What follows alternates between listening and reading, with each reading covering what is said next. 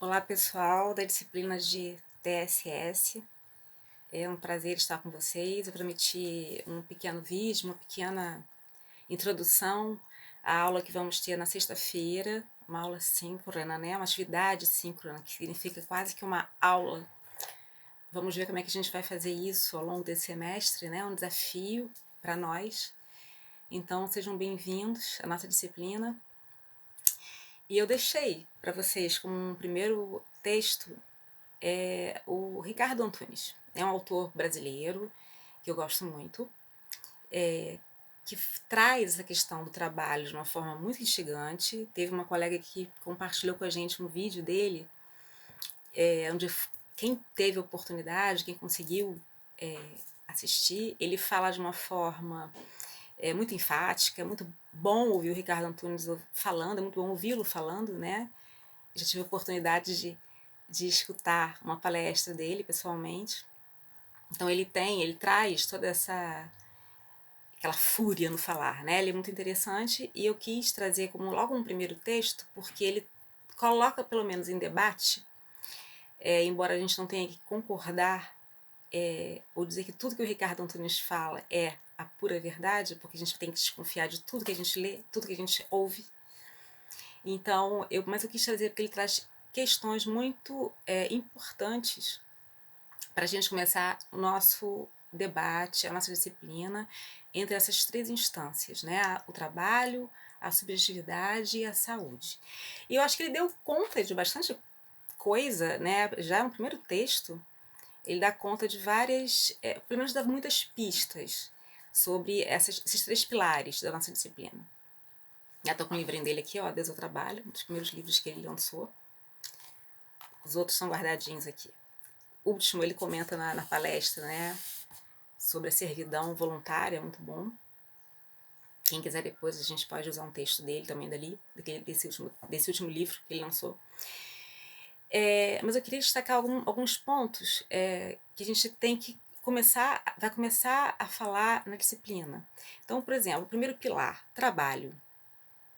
Ricardo Antunes traz a visão marxista, né, materialista histórica, da qual eu compartilho, obviamente, como professora da área, quando ele fala da questão ontológica, quando ele fala que o trabalho é algo que nos prende, nos faz ter uma relação com o social, com o mundo concreto.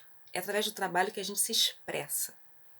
Tem vários exemplos, né? Quem costuma ler Marx, quem gosta de ler, fazer algumas leituras do Marx. O Marx fala lá do exemplo da abelha, né? Nos compara com a abelha que ela faz a sua casa, porém ela traz isso como algo instintivo. Ela não planeja, ela não pensa a casa, ela apenas faz a casa. E marca essa diferença em relação a nós humanos quando a gente tem a capacidade de projetar, de pensar, de planejar antes de executar. Então, o nosso trabalho é algo que a gente primeiro pensa a respeito antes de executá-lo. E a gente estabelece uma relação bastante, vamos dizer assim, uma relação simbiótica mesmo, né? Entre o que somos, entre a nossa identidade e o que a gente produz no meio. O que a gente consegue fazer do ponto de vista da ação no meio, e no nosso meio, no nosso contexto. Então, é o que eles chamam da característica ontológica, aquilo que nos faz pertencer, é aquilo que nos faz nos conhecer, nos reconhecer dentro do social, como seres sociais. Então, o trabalho tem essa grande responsabilidade, é uma pena que muitos psicólogos mesmo não conseguem trazer para as suas próprias áreas essa visão sobre o trabalho. Às vezes deixa o trabalho como algo muito limitado, como uma instância da vida, né? E não consegue ver a complexidade, né, a abrangência da relação do ser humano com o seu trabalho e os desdobramentos disso, ok? Então ele traz algumas questões muito instigantes, eu queria que vocês pensassem um pouco sobre, vocês que já acredito que a maioria já cursou a disciplina de psicologia organizacional, então já teve algum contato com as clínicas do trabalho, com as quais a gente vai fazer também várias interlocuções. que é predominantemente uma linha com a qual eu trabalho. A professora Elisa deve ter dado aula para vocês de Psicologia Organizacional 1 e deve ter apresentado as clínicas de trabalho para vocês. Vamos lembrar lá do normal e do prescrito, né, do real e do prescrito, desculpa, do real e do prescrito, né? Então, só para dar uma lembrada de que eu estou falando. E da perspectiva das clínicas de trabalho e da ergologia sobre o que é o trabalho e sobre como nós travamos a nossa relação de seres humanos e sociais com o trabalho. O Ricardo Antunes lança algumas questões que a gente tem que colocar em debate, justamente com as próprias clínicas de trabalho. Então ele vai dizer, ele vai mostrar de uma maneira muito enfática, certeira, a gente vai ter várias discussões sobre isso ainda, sobre o que se tornou, o que vem se tornando o trabalho no contemporâneo. Ele, na verdade, faz um alerta muito, eu acho muito, vamos dizer assim, oportuno, porque às vezes a gente deixa isso de passar batido, a gente acha que a gente nunca sofreu tanto em relação ao trabalho. Ele faz um alerta que o próprio Teju faz também lá na Loucura do Trabalho, no livro dele, que o operário, a partir da Revolução Industrial, quando a gente realmente tem essa grande transformação das relações do homem com o trabalho, que ela é marcada, ela vamos dizer assim, extremamente modificada a partir do momento em que se institui, né, uma nova lógica a partir da Revolução Industrial, que é uma nova lógica, uma nova racionalidade que começa a acontecer entre o homem e a forma como ele percebe seu trabalho, que dentro do ponto de vista do marxismo, do materialismo dialético, histórico dialético, a gente vai falar de alienação, né, um conceito que a gente vai voltar nele outras vezes. Então o homem ele se aliena do seu trabalho na medida em que ele apenas executa tarefas, pequenos movimentos desconectados com o todo. Né? Tem aquele exemplo bastante costumeiro que a gente dá o fabricante de um sapato, né? O artesão, antes da Revolução Industrial, ele fazia todo o processo. Ele pensava, ele elaborava o projeto do que seria esse produto final, é o sapato. Ele era responsável por todas as etapas da produção, até o final, e depois ele decidia o que ele fazia com o produto.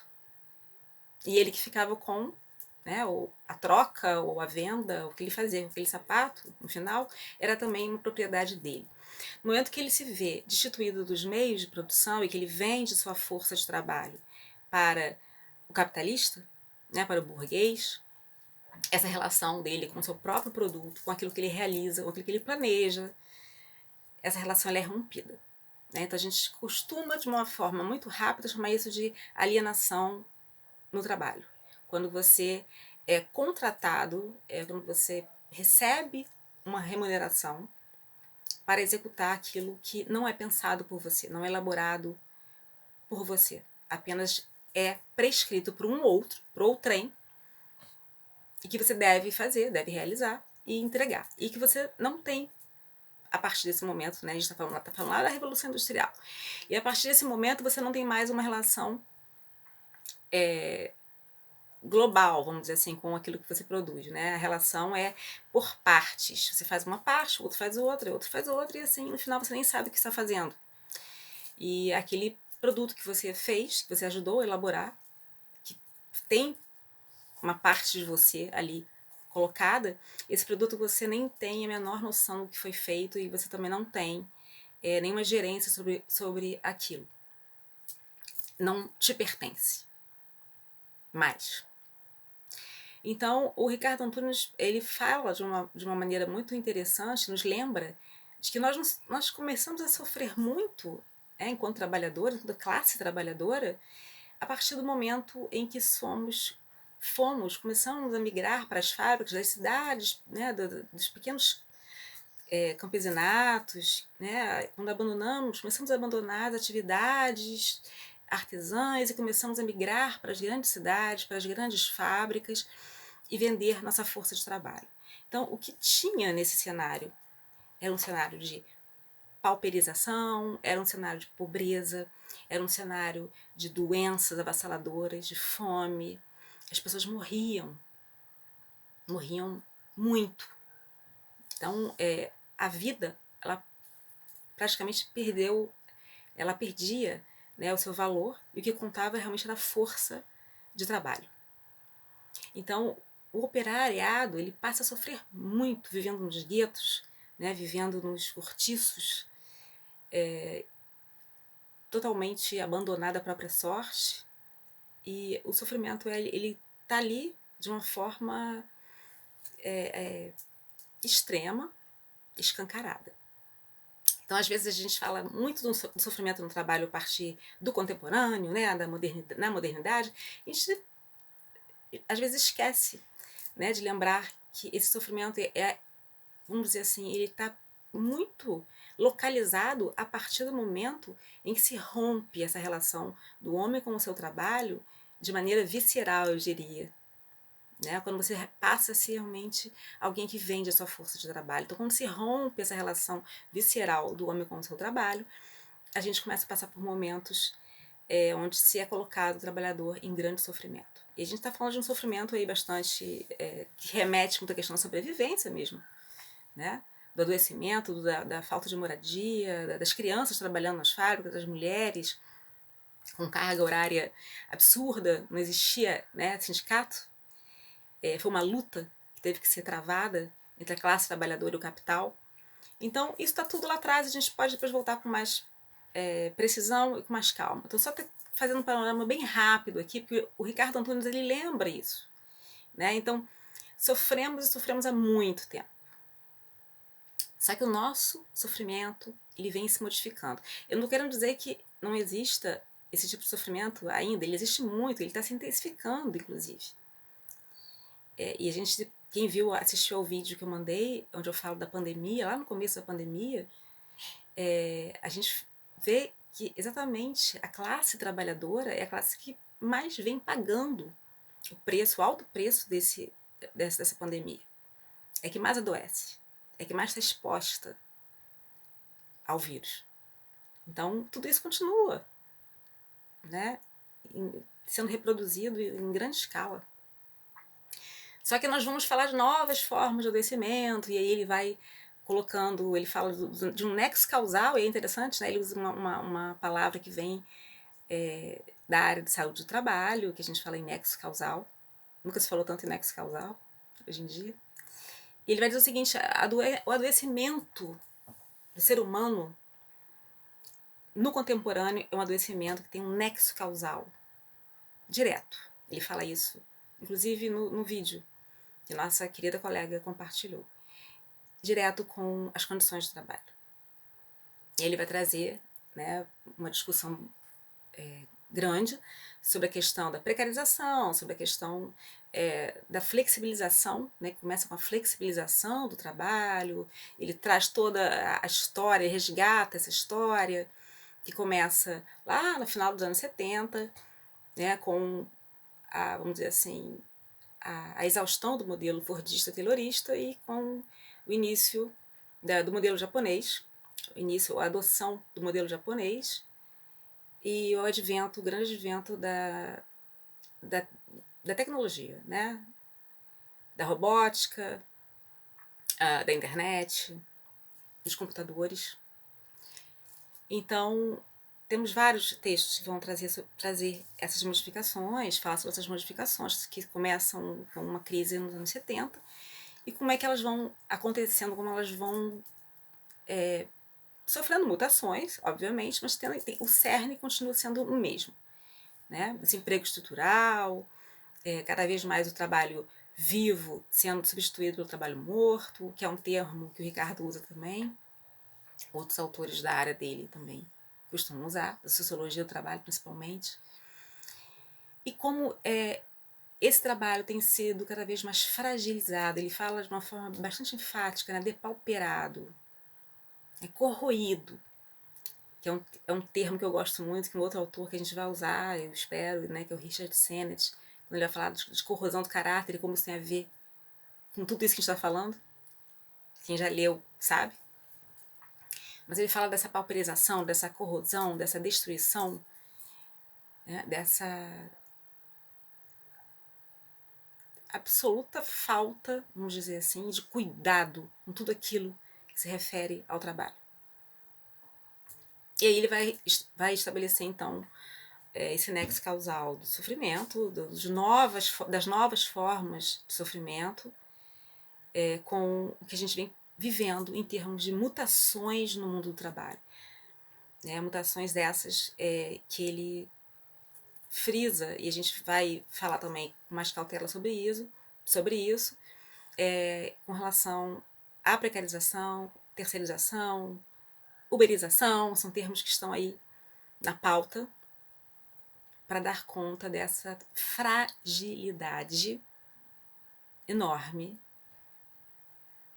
que colocou o trabalhador diante do seu trabalho. No livro novo dele, e ele cita isso em algum momento, não sei agora se vocês viram isso no texto ou no vídeo, no livro dele ele tem uma frase forte, né? Ele fala que por sorte, quem tiver sorte será servo. Na servidão voluntária, ele vai falar que quem tiver sorte no futuro será servo. Então são temas que a gente vai discutir, que a gente vai abordar. Porém, eu queria colocar aqui uma questão, que eu falei das clínicas do trabalho, falei da ergologia, da forma como essas teorias se colocam diante de uma leitura sobre a relação do homem com o trabalho. Então eu vou cutucar vocês, e quem sabe vocês vão correr lá e vão dar uma lidinha, né, no material que vocês tiveram quando fizeram Psi.org 1 e tiveram contato com as clínicas do trabalho, e vão lá procurar o que a gente pode falar sobre isso, tendo em vista esses autores das clínicas do trabalho. É isso mesmo? Estamos completamente entregues? A nossa relação realmente é uma relação de dominação absoluta, total? De servidão? Temos ainda algum tipo de resistência a ser feita? De que forma fazemos? Do ponto de vista da saúde, do ponto de vista do adoecimento, o que as clínicas de trabalho vão colocar como sendo algo que o indivíduo, que o trabalhador tem como, vamos dizer assim, potência em relação, ou não potência, não vou dar spoiler aqui, vou deixar vocês pensarem, em relação ao que estamos vivendo do ponto de vista, né, dessa grande crise, desse grande desastre no mundo do trabalho. Então eu queria fazer um diálogo entre o que o Antunes nos traz e o que as clínicas do trabalho colocam a gente para pensar também sobre esse nosso poder ou não poder de resistência. Ok? Então, gostaria que vocês pensassem sobre isso, que vocês, quem quiser, claro, né, fazer mais pesquisas sobre, reler alguns textos que usaram, quem quiser me pedir indicação, eu posso também dar, para vocês relembrarem um pouco dessas teorias, mas fazer um pensamento de vocês mesmos, um exercício de pensamento de vocês mesmos em relação ao que leram, ao que ouviram, ao que eu estou dizendo, ao que eu estou colocando, né, como essa nossa forma de lidar enquanto humanos, seres sociais, trabalhadores. Qual a nossa potência de lidar com essas novas formas de sofrimento? Então, ou a nossa destruição da nossa potência, será? O que restou? Como estamos adoecendo? Como estamos relutando ou resistindo ao adoecimento, ou estamos realmente sucumbindo ao adoecimento? Ficaremos todos nós muito doentes? Claro, voltando lá no vídeo, né, que eu mandei para vocês. Não estamos no mesmo barco, temos diferenças muito grandes, né? A classe trabalhadora ela é muito heterogênea, mas o sofrimento ele está colocado, até do ponto de vista agora, né, da psicodinâmica do trabalho, do Deju, o sofrimento é colocado para todos nós. A psicanálise vai dizer isso também, né? Ele não está falando isso descolado da psicanálise, não, ele está falando a partir da psicanálise. Sofrimento, angústia, faz parte. Mas como estamos lidando com esse sofrimento tendo em vista o atual cenário, o atual contexto, agora intensificado, agora ainda mais dificultado pela existência de uma pandemia mundial. Então ficam aí as questões para vocês pensarem e a gente começar, dar um start, dar um pontapé inicial à TSS. Eu não vou me estender muito não, porque eu preciso falar pouco. Eu sinto um pouco de dor quando eu falo ainda, por causa da cirurgia. Então eu vou me controlar um pouquinho para eu poder ter condições de conversar de novo com vocês na sexta-feira, ok? Então quero que vocês tragam para mim questões e também pensamentos, reflexões e o que puderam pensar sobre isso. Lembrando que exercitem o pensamento, ok? Não tragam coisas que vocês têm certeza que estão certas. Frases de livros, frases que vocês pegaram em algum texto, algum artigo no Google, sei lá onde, e tragam para impressionar a mim e os seus colegas. Não, exercitem o pensamento. É assim que a gente aprende, é assim que a gente constrói conhecimento. Eu vou falar isso sempre para vocês. Então não se preocupem, eu vou falar uma bobagem. Não existe falar bobagem. Existe exercitar a forma de pensar. E é isso que eu estou pedindo aqui pra gente combinar de fazer junto. Ok? Então é isso, gente. Beijo, até sexta-feira, boa leitura. Continuem investindo aí nos estudos. Ok? Tchau!